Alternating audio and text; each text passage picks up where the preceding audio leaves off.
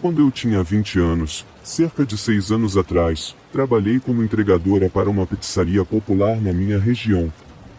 Inicialmente, eu trabalhava no turno da manhã até a tarde, mas quando o rapaz que fazia as entregas no turno da noite acabou sendo demitido por perder a carteira de motorista devido a dirigir sob efeito de álcool, fui transferida para o turno da noite.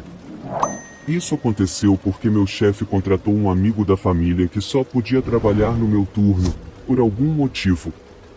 Eu realmente não queria esse turno, pois nunca se sabe se as pessoas que fazem pedidos tarde da noite realmente querem uma pizza ou se têm outras intenções em mente. Infelizmente, meu chefe não era muito compreensivo e basicamente me disse que, se eu não estivesse disposta a trabalhar no turno da noite, eu seria demitida. Eu não estava exatamente em posição de ficar sem trabalho, então trabalhei relutantemente no turno da noite. O primeiro mês desse turno passou sem problemas, até que tive que entregar uma pizza em uma casa que mal estava dentro da nossa área de entrega. Coloquei o endereço no meu GPS, e a casa estava localizada em uma parte bastante suburbana da cidade. Cheguei por volta das 23 horas.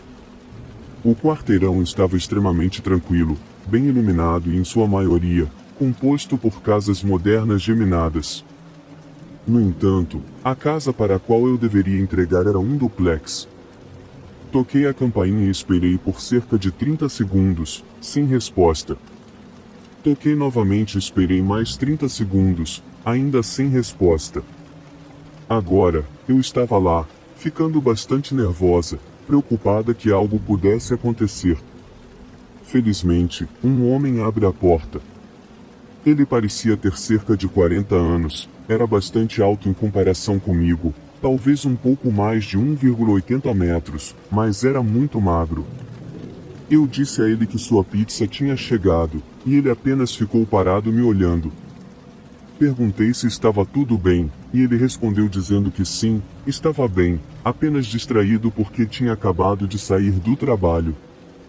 Ele me deu o dinheiro, eu lhe dei a pizza, agradeci pelo elogio quando ele disse que eu era realmente bonita, e desejei boa noite. Ele fez o mesmo, e eu voltei para o meu carro para terminar minhas entregas naquela noite. Alguns dias depois, recebi um pedido de entrega para o mesmo lugar. Fui lá por volta do mesmo horário da última vez, toquei a campainha, e ele atendeu novamente, muito animado. Disse: "Ei, é você de novo.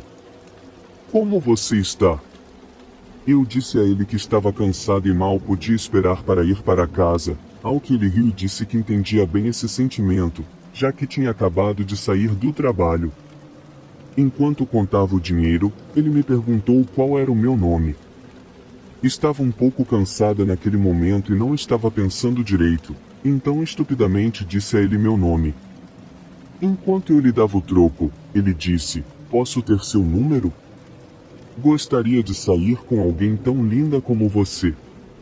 Eu, surpresa, disse que tinha namorado. Ele ficou chateado, disse: "Ah, entendi", e ficamos em silêncio por alguns segundos antes de eu desejar a ele uma boa noite e voltar para o meu carro. Ele não disse mais nada e ficou parado na porta me encarando até que finalmente entrou quando comecei o carro. Esse cara começou a me dar uma vibe bem sinistra, e até comentei com meus colegas de trabalho sobre isso. Eles concordaram que era meio assustador, exceto pelo meu chefe, que ouviu tudo e afirmou que eu estava inventando histórias para ganhar simpatia por ter que trabalhar no turno da noite. Uma semana depois, enquanto eu estava trabalhando no turno da noite, recebemos um pedido do mesmo cara novamente. Foi aí que as coisas finalmente ficaram estranhas. Cheguei a casa por volta das 22h30 e, do meu ponto de vista na rua, parecia que não havia uma única luz acesa naquela casa. Saí do carro e fui até a porta da frente com a caixa de pizza nos braços. Conforme me aproximava da porta, ela se abriu rapidamente, revelando o homem, mas dessa vez ele estava usando um terno, e eu dei um pulo para trás. Ele riu e disse: "Desculpe se te assustei. Vi você pela janela e pensei em abrir a porta para que você não precisasse bater." Eu estava assustada, porque, Como mencionei antes, não havia luzes acesas na casa. Ele estava sentado no escuro o tempo todo, e se sim, por quê? Ri nervosamente e disse que estava tudo bem. Ele me perguntou se eu gostava do terno dele, ao que eu respondi que sim. Então, ele me perguntou se eu gostaria de sair com ele naquela noite. Que diabos? Uma vez mais, digo a ele que tenho um namorado. Ele ri, se aproxima de mim e diz: querida, não há como uma garota da sua idade estar em um relacionamento sério. Se você sair comigo, vou mostrar a você como um homem de verdade trata uma garota. Em seguida, ele pega uma caixa de pizza de mim, joga para o lado e me agarra pelos braços. Neste ponto, estou completamente petrificada, tentando não chorar de medo que me envolvia.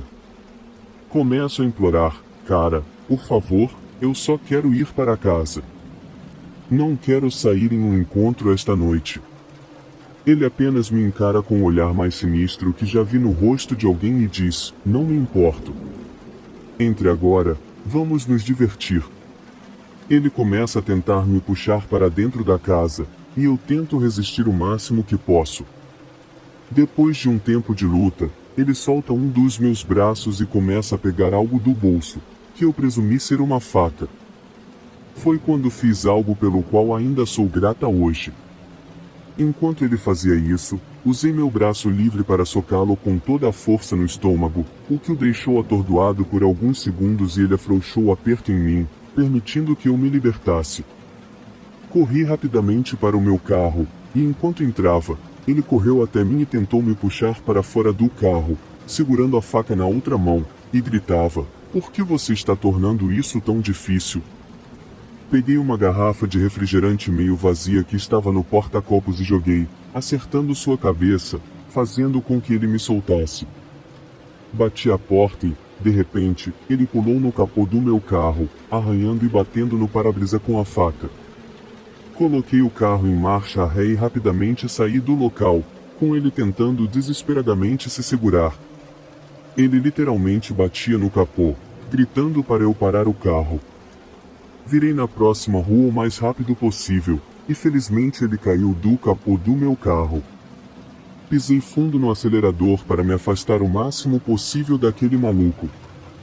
Em meu estado de pânico, dirigi alguns quarteirões pela rua e continuei fazendo várias curvas, pois temia estar sendo seguida.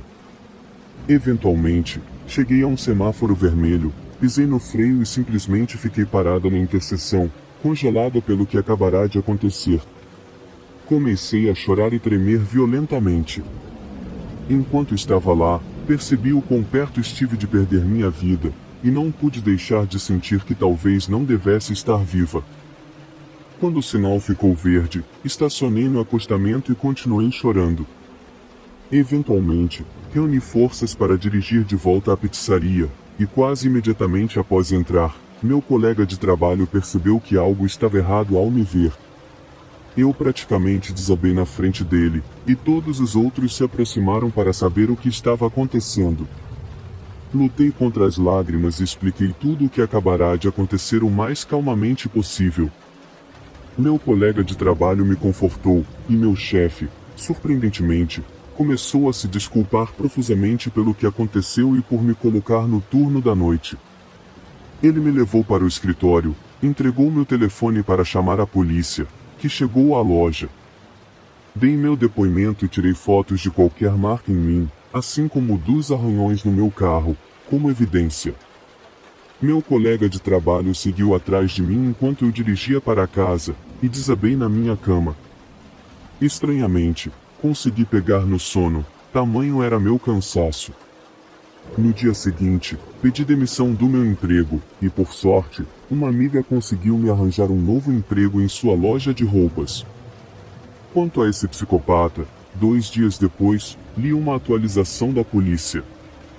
O duplex inteiro era de propriedade do irmão do sujeito, que morava no lado direito com a esposa, enquanto o psicopata morava no lado esquerdo. Descobri que ele estava constantemente entrando e saindo da prisão, inicialmente por roubos e agressões, mas depois por crimes sexuais. Ele tinha sido solto cerca de 5 meses antes desse encontro por ter relações com um menor. Quando a polícia chegou à casa, ele já tinha desaparecido, e sua família não tinha ideia para onde ele tinha fugido.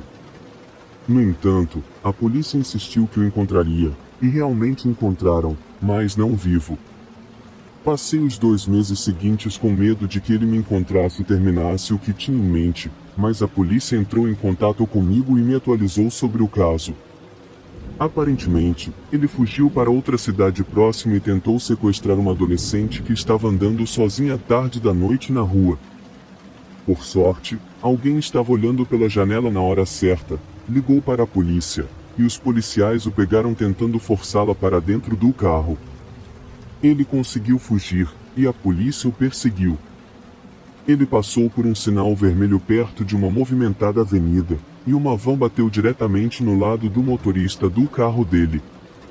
Por algum milagre, o motorista da van sofreu apenas ferimentos leves, enquanto o psicopata sucumbiu aos ferimentos muito antes da chegada da ambulância.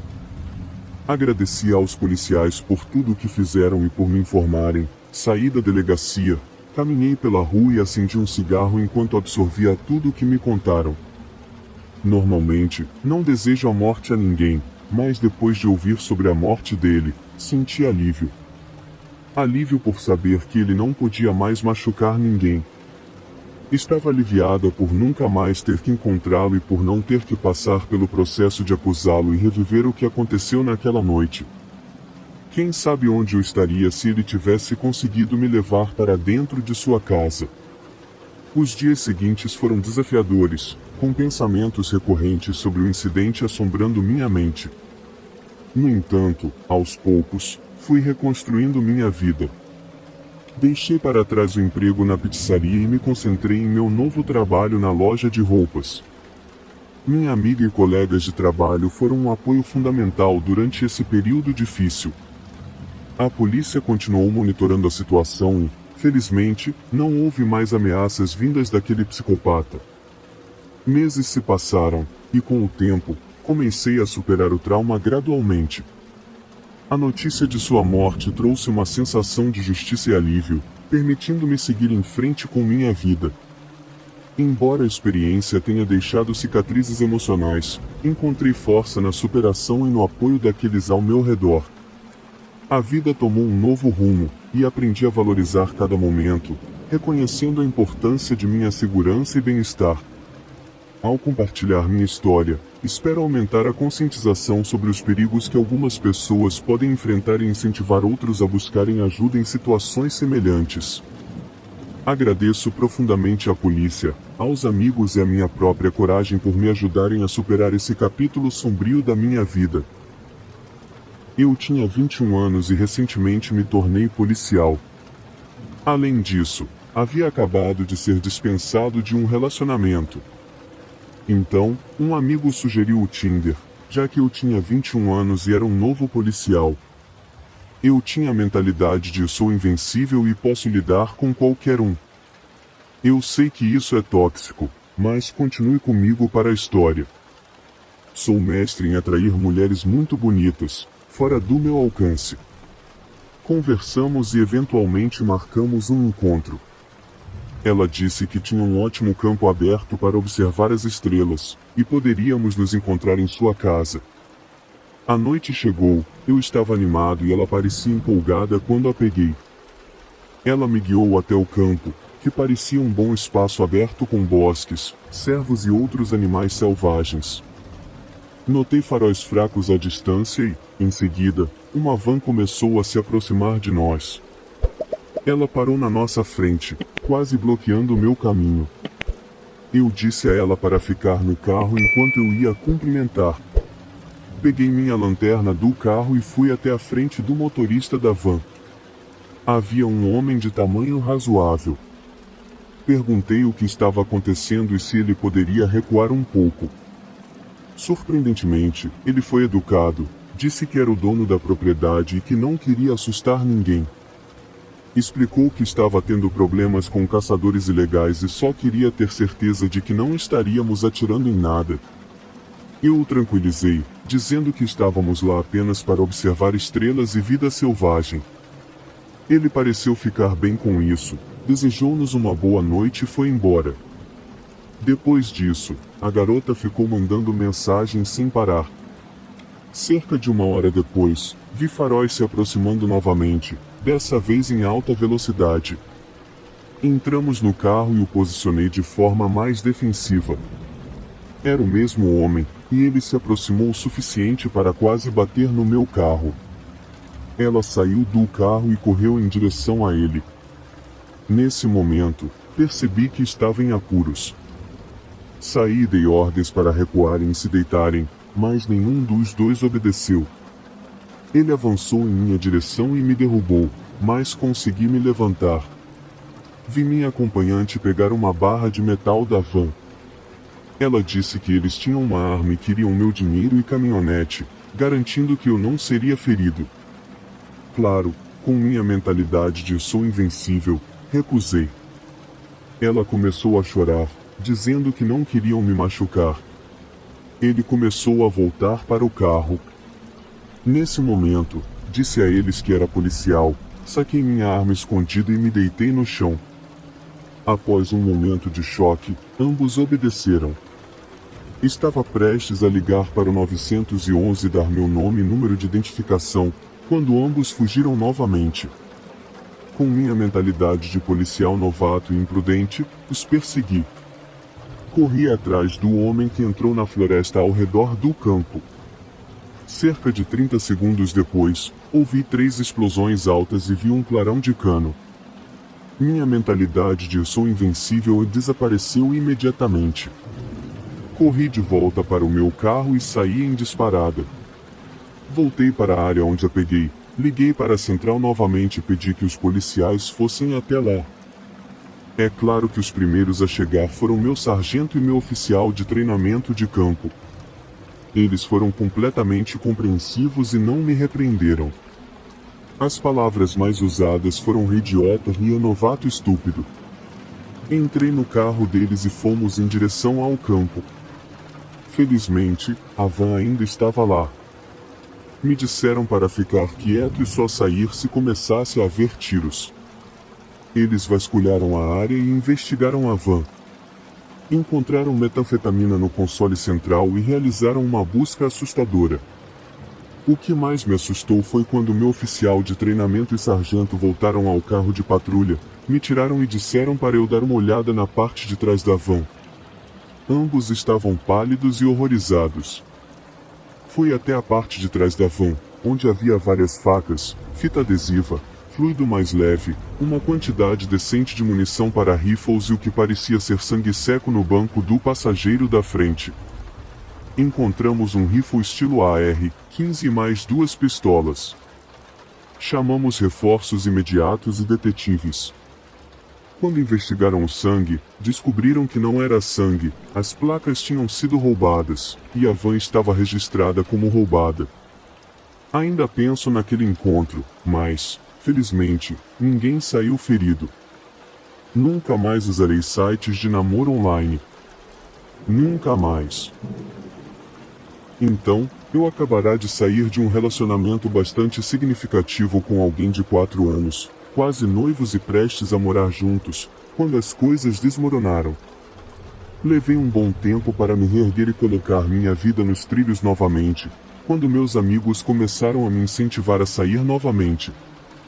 Não estava realmente procurando nada naquele momento, mas eles insistiram que eu pelo menos saísse em alguns encontros casuais para praticar, apenas para recuperar minhas habilidades quando estivesse pronto. Acho que estavam honestamente preocupados comigo, pois eu me tornará bastante eremita. Combinei com uma garota que estava de volta da faculdade para o verão. Ela morava um pouco longe de mim, mas estava ansiosa para me conhecer. Ela parecia realmente interessada e até estava disposta a vir para minha área, etc. Eu realmente não estava tão interessado, para ser honesto, mas meus amigos novamente encorajaram isso. Você sabe, prática, seja lá o que isso signifique. Um encontro não significa compromisso, então, tanto faz. No entanto, Quero deixar muito claro que fui extremamente honesto e explícito com ela, dizendo que não estava procurando nada sério, ou realmente nada mesmo. Fui muito franco que havia acabado de sair de algo sério e estava apenas encorajado a explorar. Ela insistiu que estava tudo bem e ainda queria me encontrar, então concordamos em um almoço casual em um bar esportivo naquela semana. Cheguei lá e ela já estava me esperando. Fiquei um pouco chateado com o quanto ela parecia diferente das fotos. Não estou tentando parecer superficial ou algo do tipo, mas as fotos dela no Tinder facilmente tinham pelo menos 5 anos de idade, o que verifiquei com base em tatuagens que ela tinha pessoalmente, em comparação com as que não tinha nas fotos. Fiquei um pouco desconcertado com isso. Não estava minimamente atraído por ela, mas eu estava lá apenas para ter novas experiências, certo? Nada demais. Eu meio que senti pena dela, porque durante todo o tempo ela parecia incrivelmente tímida e estranha. Eu até percebi a mão dela tremendo quando ela pegou o copo, o que achei encantador, sinceramente. Então, fiz o meu melhor para fazê-la falar e tentar ajudá-la a se sentir mais relaxada. Perguntei a ela coisas e conversei sobre coisas que eu imaginava que se conversa em encontros, como onde ela cresceu, a música que ela gosta, a escola que ela frequenta, etc. Tudo para o que literalmente recebi respostas curtas. Isso continuou por cerca de 1 hora, e ela simplesmente não estava colaborando comigo de jeito nenhum. Tentei manter espaço no meu coração porque estava claro que ela estava se sentindo ansiosa, e eu entendo isso em um nível pessoal. Então, ela tira um livro e diz: "Comprei isso para você." Respondi muito agradecido, agradecendo e perguntando sobre o que se tratava, porque, ei, se alguém quer compartilhar uma boa leitura comigo, estou totalmente a favor. Ela me olha de maneira estranha e diz de repente, mas de uma maneira estranha: "Você está brincando, certo?" Neste ponto, estou muito confuso e apenas olho para ela com pontos de interrogação. Ela diz: "Este é o seu livro favorito." Ele me disse que era o seu livro favorito. Ao que eu disse: "Não, eu nunca ouvi falar disso antes." Então, concluímos que ela me confundiu com outra pessoa e deve ter estado conversando com alguém, o que achei honestamente hilário. Ela estava envergonhada, mas eu dei leveza à situação e disse que achei engraçado porque entendi que isso é a cultura do Tinder, eu acho. Conforme terminamos o almoço e ainda recebo respostas de uma palavra apesar do nosso momento engraçado, eu meio que sugiro que deveríamos concluir nosso encontro, dizendo que precisava voltar para alimentar meus animais e fazer algumas lavagens. No entanto, ela ficou muito insistente em passar mais tempo e perguntou se poderíamos fazer algo mais. Eu estava tentando genuinamente ser uma pessoa decente, então concordei, e encontramos um parque próximo para passear. Foi aí que as coisas ficaram estranhas. Sentamos em um banco do parque. Vale ressaltar que era plena luz do dia e havia crianças jogando basquete por perto e pessoas correndo. Eu começo tentando puxar conversa novamente, mas só obtenho respostas de uma palavra. Ainda assim, do nada, sem nenhum aviso, ela simplesmente me beija de forma muito agressiva, com língua e tudo.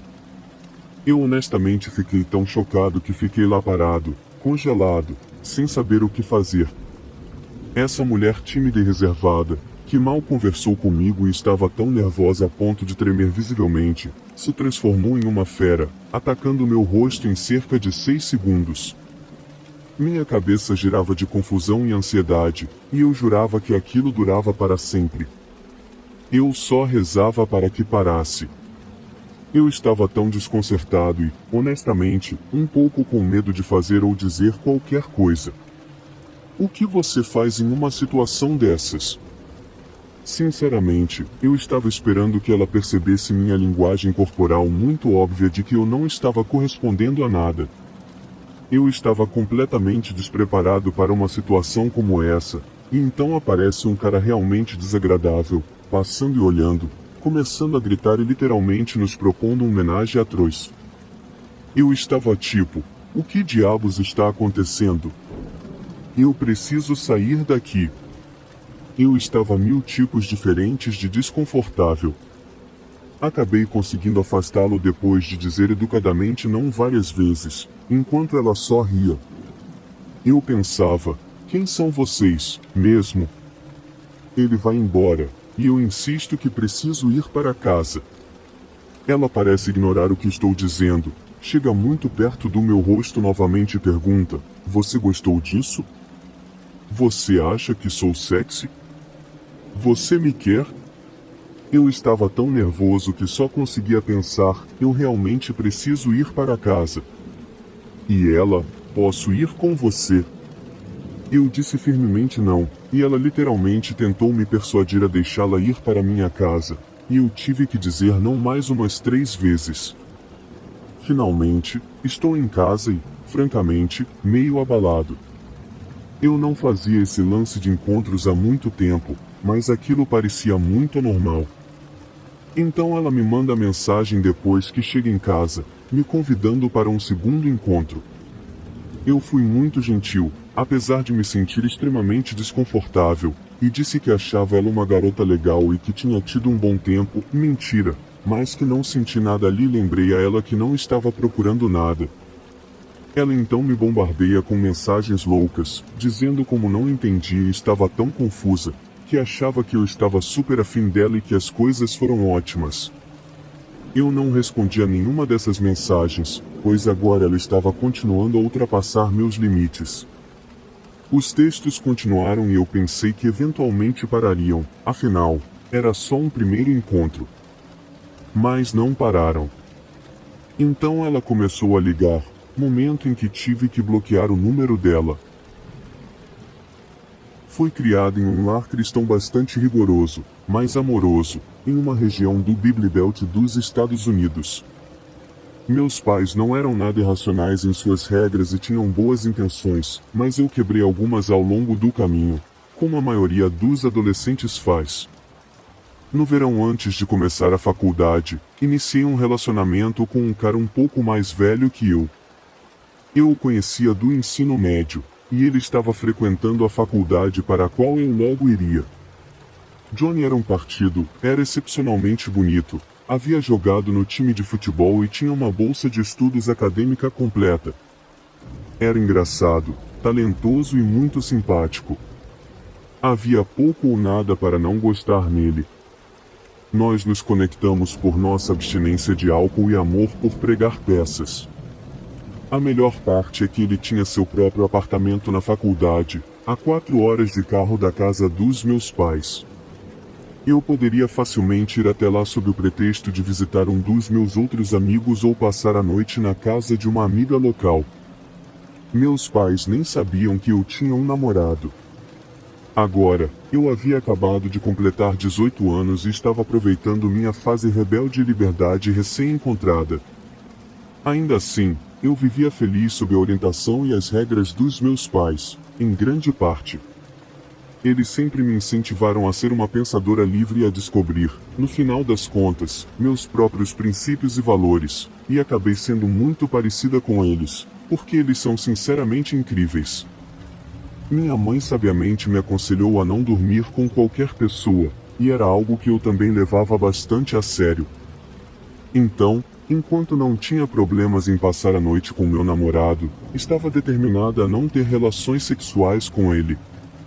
Ele aceitou isso bem e parecia respeitar minha decisão.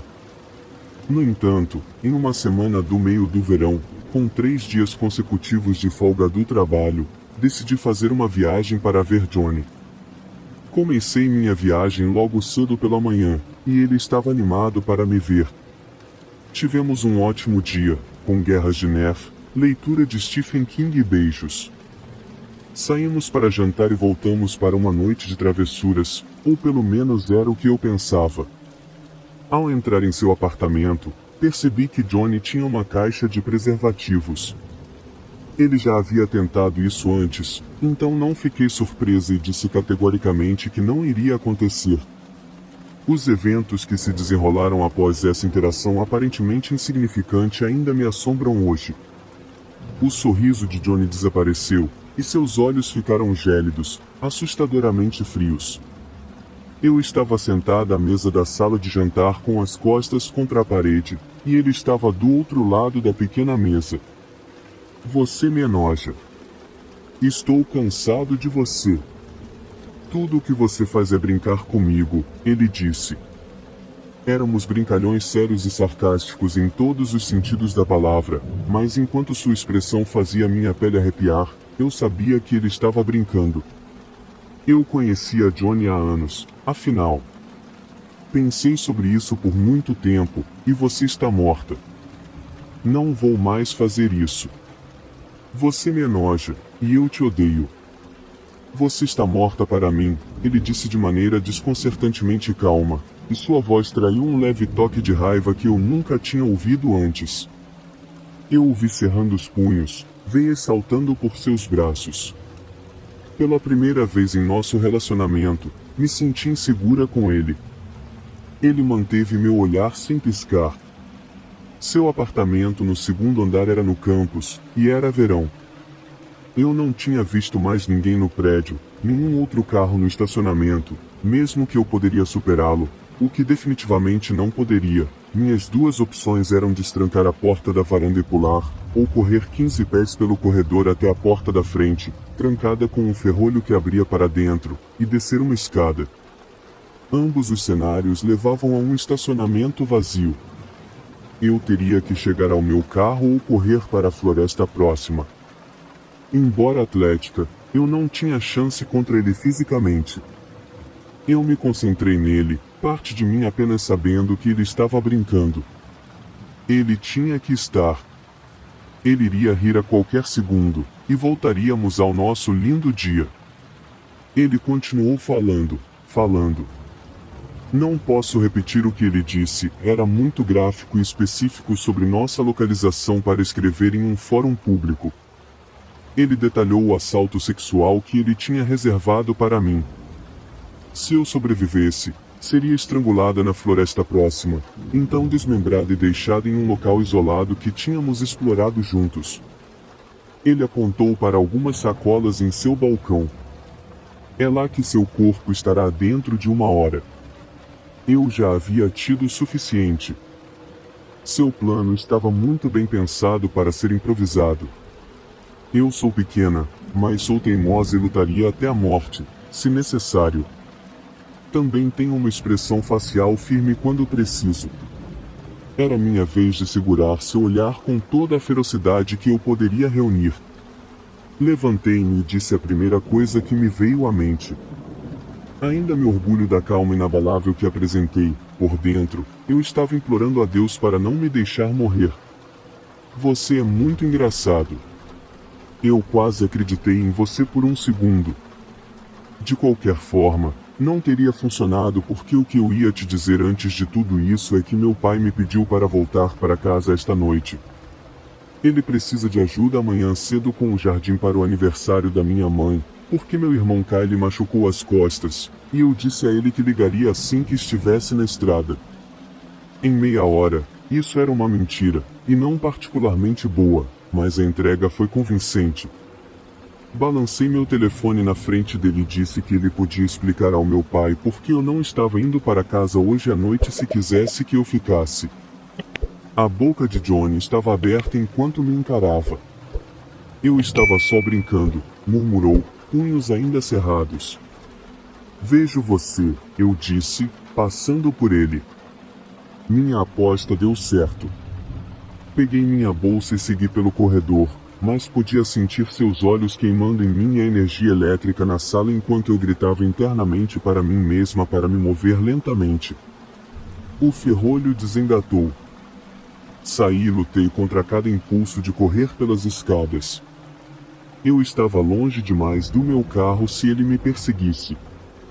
Recusei-me a lhe dar a satisfação de me ver assustada. Caminhei por todo o estacionamento. Sempre tive o hábito de estacionar o mais longe possível, próximo à floresta onde ele disse que me assassinaria. Eu sabia que ele estava me observando o tempo todo. Podia sentir seus olhos seguir cada movimento meu enquanto dirigia para fora do seu apartamento. vi sua sombra na janela da varanda. Acenei enquanto ele me encarava. Dirigi alguns quilômetros até o Walmart mais próximo. Eram apenas 22 horas e o sol estava começando a se pôr. As pessoas passeavam pelo estacionamento, completamente alheias ao que eu acabara de passar. Desabei sobre o volante e chorei muito. Depois dirigi as 4 horas de volta para casa. Estupidamente, eu não sabia como processar o que aconteceu e o bani para o fundo da minha mente. Passei os próximos anos evitando Johnny. As poucas vezes que pensei sobre isso, eu me culpei por ser tão ingênua. Finalmente, contei para minha mãe 4 anos depois do fato e pude processar através disso. Era época de Natal, minha esposa e eu estávamos na casa de sua infância, onde sua mãe agora morava sozinha. Bem, não se você incluir os gatos. A casa ficava em uma rua tranquila nos subúrbios. Se você imagina gramados recém-cortados, bandeiras americanas e calçadas vazias, está imaginando corretamente. É uma casa de um só andar com uma garagem anexa na frente. A garagem tem 2 entradas, além da porta elétrica, é claro. Uma leva ao jardim e ao quintal, que tinha uma velha portinha para cachorro dos dias com o querido Max, que descansa em paz, coberta por uma peça de madeira pregada. Isso sempre me deixou um pouco desconfortável antes, mas eu imaginei que estava assim há anos, então, o que poderia dar errado? A segunda porta leva à cozinha. Poderia impedir um rato, mas não muito mais que isso. Definitivamente não algo que quisesse entrar ou alguém. Estávamos dormindo no quarto de infância da minha esposa na frente da casa. 3 horas da manhã. Eu estava naquela profunda e escura recessão do sono quando ouvi o grito. "O que você está fazendo?" Era a voz da minha sogra ecoando pelo corredor para mim, perdido em um mar de sono. Parecia um jato passando pelo meu tímpano. Eu pulei. O que aconteceu a seguir ocorreu em questão de segundos, mas sobre aquele grito, mesmo que estivesse profundamente adormecido, ouvi o suficiente para perceber uma urgência por trás dele. Isso não era um tipo de grito de "você me assustou". Era diferente, e eu soube, não conscientemente, mas a parte primitiva do meu cérebro, aquela peça que retivemos de nossos ancestrais primitivos, sabia que algo estava errado. Eu assisto e leio bastante sobre crimes reais, e esse grito despertou aquele medo horrível que diz: isso realmente não pode estar acontecendo comigo, pode? Honestamente, naquela hora da noite, parecia que alguém estava prestes a ser assassinado. Já se perguntou se você é do tipo lutar ou fugir? Eu sempre me perguntei, e aprendi algo sobre mim mesmo depois dessa noite. Eu sou um lutador, porque eu pulei da cama e rosnei. Sim, rosnei, na voz mais masculina que pude reunir: "Eu vou te matar", e saí correndo. Eu abri a porta do quarto e corri pelo corredor. No final, vi minha sogra, com uma expressão de choque absoluto no rosto, parada. Fizemos contato visual enquanto eu continuava em sua direção. Então ela virou a cabeça e olhou diretamente para a cozinha. Eu passei por ela apressadamente e virei a esquina para a cozinha. A porta de núcleo oco estava destruída, com estilhaços espalhados por toda a parte. Olhei pela moldura aberta e vi as portas elétricas da garagem abertas também. Continuei avançando enquanto corria para a garagem. Ouvi o som de alguém entrando em um carro ligado, fora da minha visão. Assim que cheguei na entrada da garagem, vi um carro saindo em alta velocidade da calçada ao lado da casa. Mas, com a adrenalina ainda bombeando, e quem sou eu para dizer não há adrenalina, como um idiota, corri descalço atrás desse carro. Eu dei o meu melhor, mas não sou Michael Johnson, e mesmo ele não conseguiria alcançar um carro em alta velocidade. Logo, ele desapareceu rua abaixo, e eu fiquei completamente sozinho. Se a polícia apareceu em 3 minutos, o que, devo dizer, me deixa muito mais tranquilo com minha sogra morando lá, eles levaram nossos depoimentos. Minha sogra disse que ouviu um barulho, a porta oca sendo chutada, e entrou na cozinha, onde encontrou uma invasora, uma mulher pequena. A polícia teorizou que ela estava trabalhando como parte de uma equipe. Sua função era passar pela portinha do cachorro, chutar a porta oca e abrir a porta elétrica da garagem para seu cúmplice. Segundo a polícia, os ladrões provavelmente pensaram que ninguém estava em casa. Felizmente, minha sogra deve tê-la pego de surpresa e assustado, além do meu rosnado masculino, é claro. Mas é bom saber que todos estavam seguros e descobrir que eu, aparentemente, tenho um pouco de luta em mim. E, para constar, compramos a porta de madeira mais pesada que você já viu para substituir aquela porta oca. Gostaria de ver um rato tentar passar por ela. Quando eu tinha 19 anos, mudei de Oregon para a Flórida para ficar com meu namorado da época.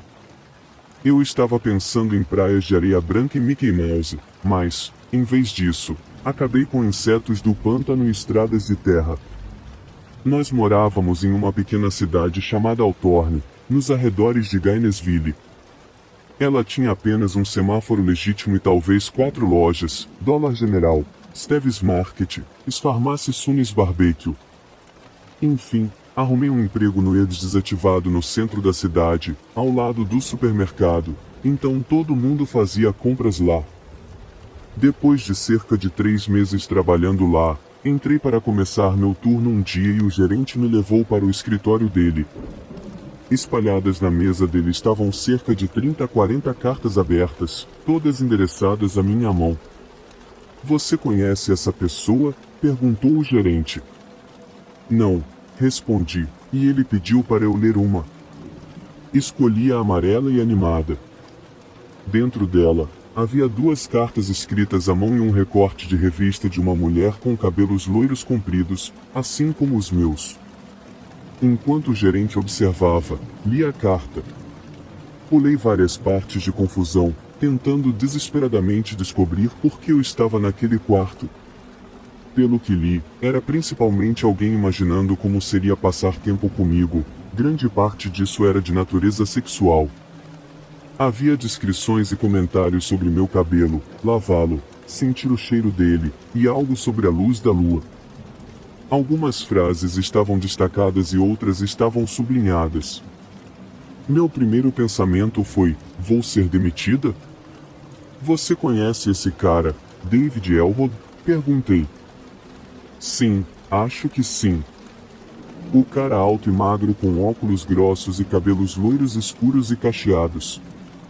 Ele é um cliente regular que vem algumas vezes por semana para comprar Coca Diet e remédios para a mãe dele, né? Ele estava na casa dos 20 anos, obviamente, social ou mentalmente desafiado. Em raras ocasiões, ele fazia pequenas conversas enquanto eu registrava suas compras. 1 ou 2 vezes, ele ficava na minha caixa registradora ou me encarava, mas eu achava que ele só estava tentando ajustar os olhos ou tinha habilidades sociais ruins, inofensivo em comparação com algumas outras pessoas que conheci na Flórida, então eu não dei importância a ele até aquele dia no escritório de EDS. Eu sabia que ele havia escrito as cartas por causa de um encontro estranho 2 semanas antes enquanto eu trabalhava. Ele se aproximou por trás de mim e tocou ou acariciou meu cabelo. Tive que tirar das mãos dele, e ele se desculpou. Estranho, mas nenhum dano. Depois de contar isso ao meu gerente, ele me informou que o cliente seria proibido da loja e que eu seria mandada para casa enquanto eles resolviam os detalhes. Que detalhes? Perguntei confusa. Saí da loja e dirigi para casa naquele dia, que foi estranho. 2 horas depois de chegar em casa do meu não turno no trabalho, bateram na minha porta. Olhei pela janela e vi algo parecido com uma equipe SWAT. O que diabos está acontecendo? Pensei. Vi homens em trajes táticos com armas grandes, 2 homens de terno e vários policiais uniformizados. Parecia acontecer em câmera lenta na época. Abri a porta. Uma policial segurava algumas cartas estranhamente familiares. Podemos entrar e conversar sobre isso? Ela perguntou. Percebendo que todos na cidade tinham lido essas cartas, eu queria desmaiar. Eu mal conheço o cara, disse a ela, e nós nos sentamos no meu sofá. Ela começou a falar, e no canto do meu olho, vi meu namorado me lançando olhares sujos do quarto. A policial mencionou as cartas de Charles e tentou emitir um aviso de invasão. Eles queriam falar com ele diretamente, porque todo o departamento estava ciente de David. Os policiais o confrontaram em sua residência e tentaram emitir o aviso da loja, mas ele não ficou feliz com isso. Ele insistiu por mais de 45 minutos que tudo era um grande erro e que eu queria falar com ele. Ele estava combativo e persistente, mas decidiram processá-lo por perseguição. Perseguição? Perguntei. Ela continuou. Você precisa estar ciente de que David matou e desmembrou parcialmente a mãe dele quando tinha 12 anos. Ele foi liberado de uma instalação psiquiátrica juvenil há menos de 4 anos. Encontramos materiais perturbadores em sua casa. Acreditamos que ele tem te perseguido. Minha mente estava vagando nesse ponto. David foi preso no dia seguinte por me perseguir, depois de ser encontrado no estacionamento da Ecarts. Mas a última informação oficial foi que ele voltou ao hospital psiquiátrico, pelo menos temporariamente. Não tive a chance de ler as cartas na íntegra antes de serem inseridas em algum depósito de evidências, e eles não explicaram o que encontraram na casa dele, então eu nunca tive o quadro completo do que estava acontecendo.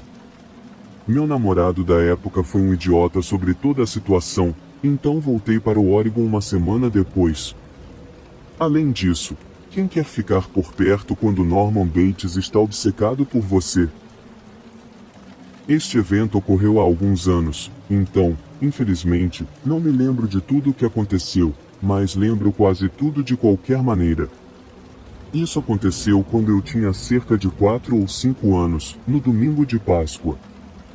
Minha família sempre se reúne na casa da minha avó para celebrar feriados e aniversários, então, como fazemos a cada feriado, minha mãe e eu começamos nossa viagem de 1 hora até a casa dela.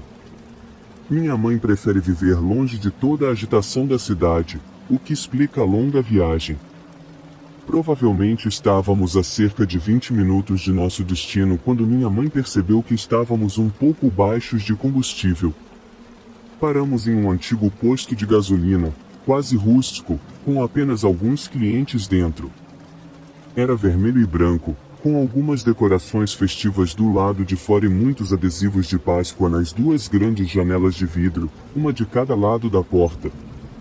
Minha mãe, tendo me ensinado a não falar com estranhos nem abrir as portas do carro para ninguém, exceto ela, confiou o suficiente em mim para me deixar no carro enquanto ela ia brevemente pagar pelo combustível. Ela me disse que voltaria rapidamente. Antes de entrar na loja de conveniência, o dia estava agradável, então as janelas do carro estavam abaixadas para sentirmos a brisa enquanto dirigíamos, em vez de ligar o ar-condicionado. Enquanto esperava pela minha mãe, lembro-me de ajustar os recortes coloridos de papel na minha cesta de Páscoa ao meu lado e depois olhar pela janela traseira. Quando olhei, vi um homem mais velho e alto, talvez por volta dos 30 anos, se aproximando da minha janela. Ele se agachou um pouco e olhou para mim. Oi, qual é o seu nome? Lembro-me dele dizendo.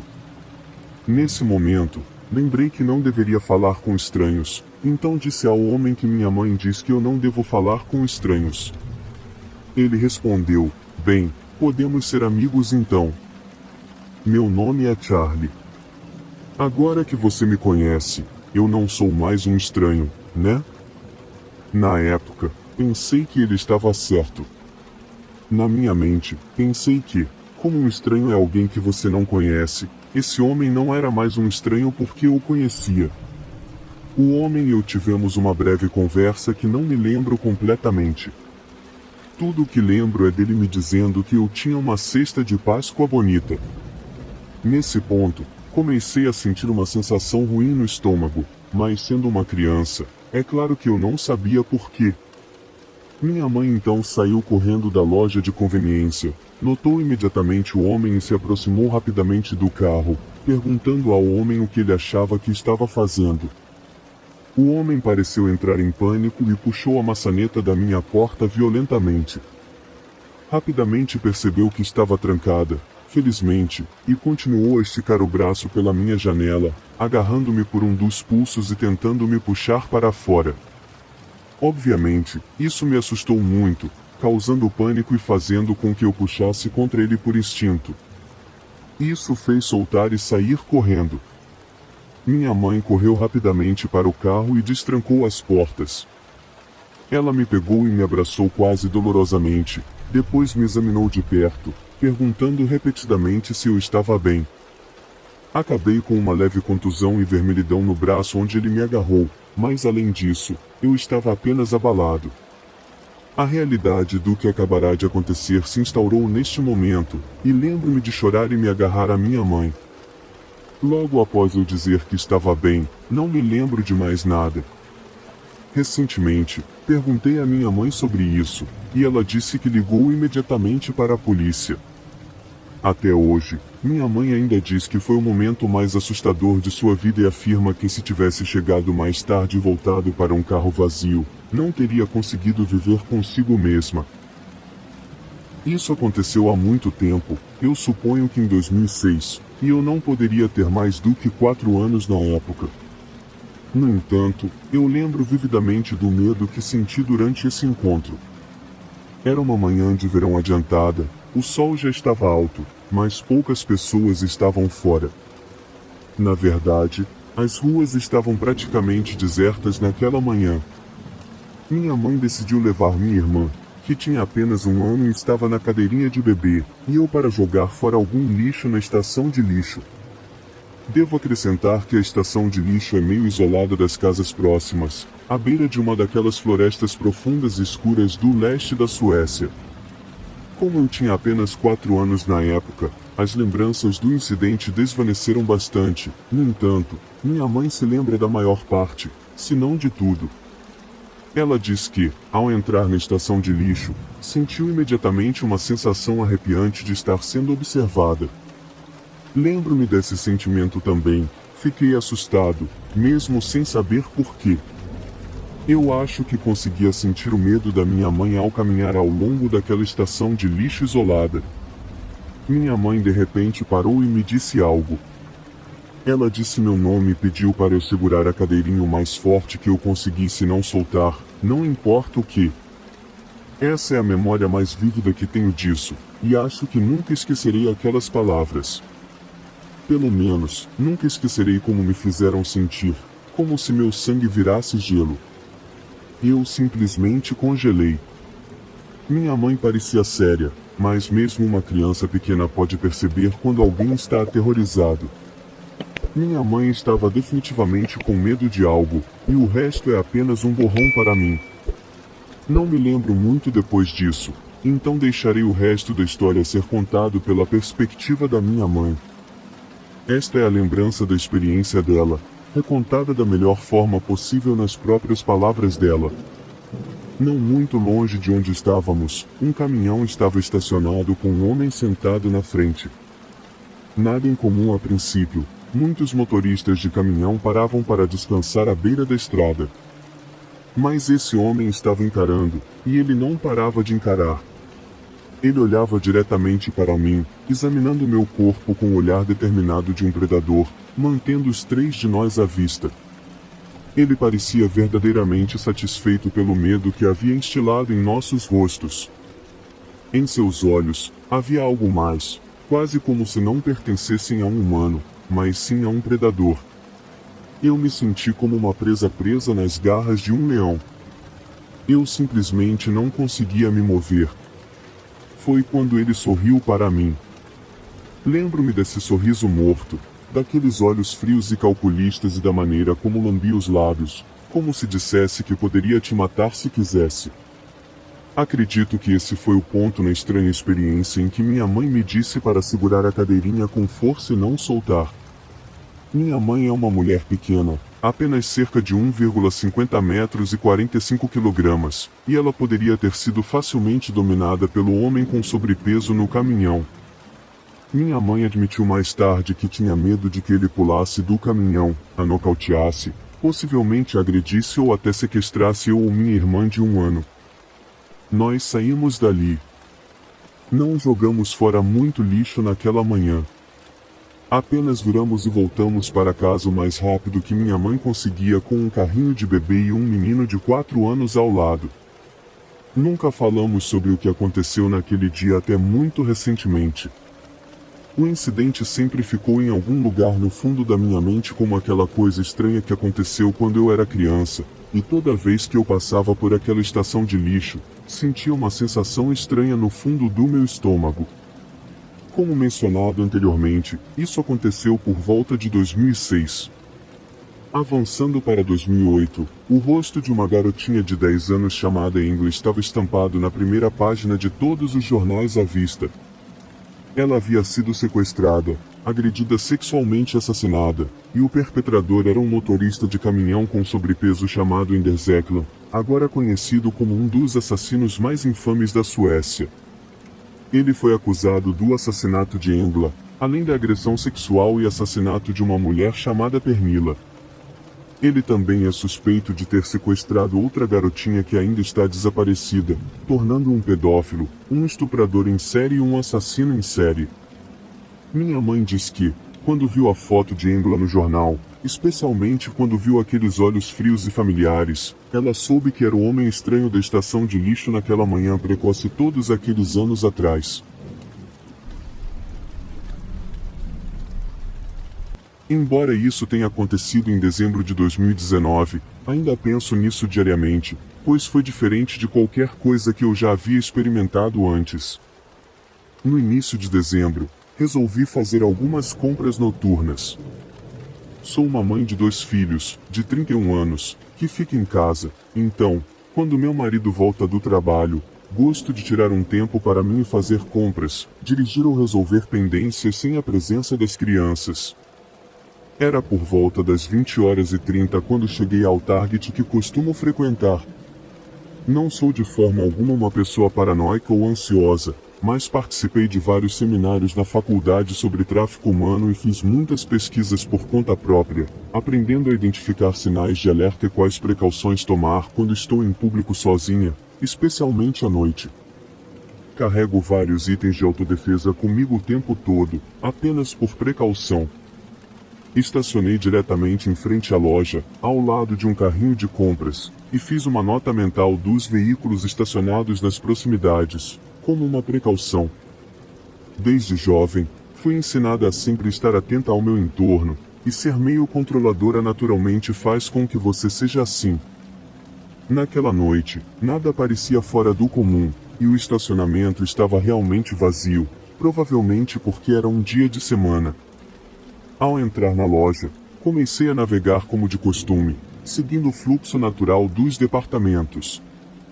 Enquanto eu estava olhando os departamentos principais, depois de apenas 10 a 15 minutos, notei um jovem, cerca de 20 e poucos anos, alto, magro e vestido com um conjunto de moletom cinza sujo e botas de trabalho marrons. Ele olhou para mim, então sorri e disse olá, mas sua expressão facial estava vazia. Parecia que ele poderia estar sob efeito de alguma substância, mas ele não parecia se importar com meu gesto e se afastou rapidamente. À primeira vista, nada em particular me alarmou nele, exceto pelo fato de que ele estava andando pelo corredor principal sem carrinho ou cesta, com as mãos nos bolsos, e não parecia estar com ninguém.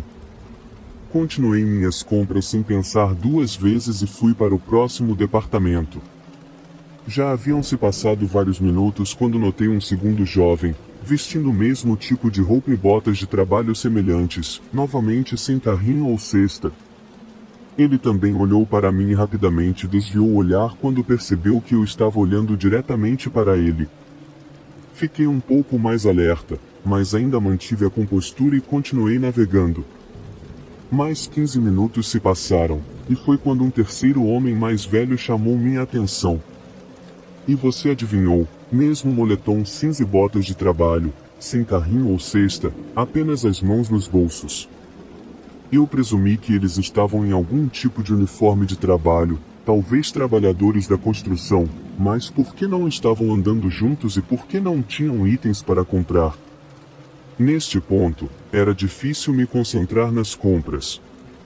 Tive uma sensação ruim sobre esses homens, e ficou claro que algo estava um pouco estranho. Nos próximos 20 minutos, senti como se estivesse sendo monitorada pelos três, como se estivessem comunicando minha localização. À medida que continuava a percorrer a loja, cada departamento que eu entrava não demorava muito para eu perceber que um dos três homens passava pela lateral do corredor em que eu estava, tornando a presença deles conhecida para mim. Continuei completamente vigilante, tentando não entrar em pânico ou permitir que minhas suspeitas me dominassem. Algo sobre a presença deles parecia muito pesado e sombrio, então decidi testar suas intenções para provar que não estava exagerando na situação e que meu pressentimento ruim era válido. Comecei a escolher corredores aleatórios e a me movimentar de forma desorganizada e aleatória entre os departamentos para ver se os homens continuariam a passar por mim com a mesma frequência que vinham fazendo. A cada corredor que eu entrava, poucos minutos depois, um deles aparecia, encarando-me enquanto passava. Sentia-me cercada como um animal selvagem caçado, mesmo que eles não estivessem mais tentando ser discretos, o que era a parte mais assustadora de tudo. Todos os meus instintos estavam gritando para que eu saísse dali. Agarrei meu carrinho tão firmemente e pensei que, se eles se aproximassem muito, eu poderia usar o carrinho para afastá-los ou, pelo menos, criar uma distância entre nós. Nesse ponto, eu estava fazendo compras há cerca de 1 hora, talvez um pouco mais, e estava pronta para comprar meus itens. No entanto, sinceramente, eu me sentia muito desconfortável para continuar navegando, mesmo que quisesse. 3 homens vinham me seguindo o tempo todo, e eu estava ficando mais irritada. Seja como for, a loja também estava bastante vazia por volta desse horário, que é uma das principais razões pelas quais gosto de fazer compras à noite. Mas isso tornou essa situação particular ainda mais inquietante. Havia 2 pré-adolescentes que estavam vagando sozinhas, o que chamou rapidamente minha atenção, porque os homens as haviam ignorado, fazendo avanços semelhantes. No entanto, as garotas pareciam estar alheias, então silenciosamente chamei a atenção delas e pedi para encontrar seus pais e ficar com eles, tentando não assustá-las. Isso era apenas o instinto materno em mim, em modo de proteção total. Não conseguia imaginar ter meus filhos pequenos comigo naquela noite. Graças a Deus, estavam em casa, sãos e salvos. Enquanto me dirigia ao caixa, notei que um dos homens se aproximava por trás, andando mais rápido desta vez. Imediatamente parei e virei para travar olhares com ele ao se aproximar de mim. Nunca esquecerei a escuridão em seus olhos, um sorriso sinistro formou-se em seu rosto enquanto ele cutucava meu ombro, continuando a me encarar ao andar para trás, mantendo seu olhar sinistro enquanto saía da loja. Eu tinha perdido de vista os outros 2 homens, e o desconhecido da situação me incomodava profundamente. Ele deixou a mensagem muito clara naquele momento. Meu estômago afundou, e meu corpo todo começou a tremer. Era uma sensação que eu não experimentava desde criança, quando me perdia no supermercado, uma sensação de desespero. Rápido, fui ao caixa, perguntei discretamente ao atendente se poderia falar com o gerente e relatei o que aconteceu durante a última hora, pedindo educadamente que um funcionário do sexo masculino me acompanhasse até meu carro e alertasse a equipe de segurança. Quando contei ao gerente o que aconteceu, seu rosto afundou, como se ela já soubesse sobre esses homens, e, ao descrevê-los, ela confirmou que sabia de quem eu estava falando.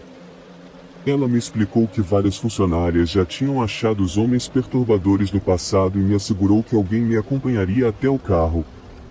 Ela fez um relatório sobre o incidente e disse que alertaria as autoridades.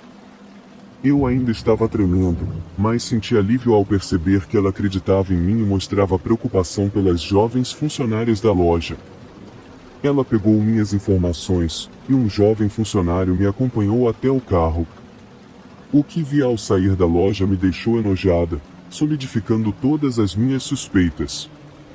Havia uma van branca e sem janelas estacionada no estacionamento, diretamente atrás do meu carro, com cerca de 3 espaços de estacionamento entre os veículos. Um dos homens estava no banco do motorista, e os outros 2 estavam encostados no lado da van, virados para o meu carro, tentando se esconder da vista. Quão clichê e óbvios podem ser? A placa do carro deles poderia muito bem dizer sequestradores de mulheres naquele momento. Seja qual fosse a intenção deles, não parecia pura. Apontei-os para o funcionário masculino e disse: aí estão eles, o que fez com que os homens se apressassem para entrar na van e saíssem do estacionamento sem hesitação. Realmente não sei o que teria acontecido se eu tivesse ido até o meu carro sozinha. E estou muito grata por ter chegado em casa sã e salva para contar minha história. Ao longo da semana seguinte, ouvi dizer que houve várias tentativas de sequestro no centro comercial ao lado daquele Target, e tenho quase certeza de que eram os mesmos indivíduos.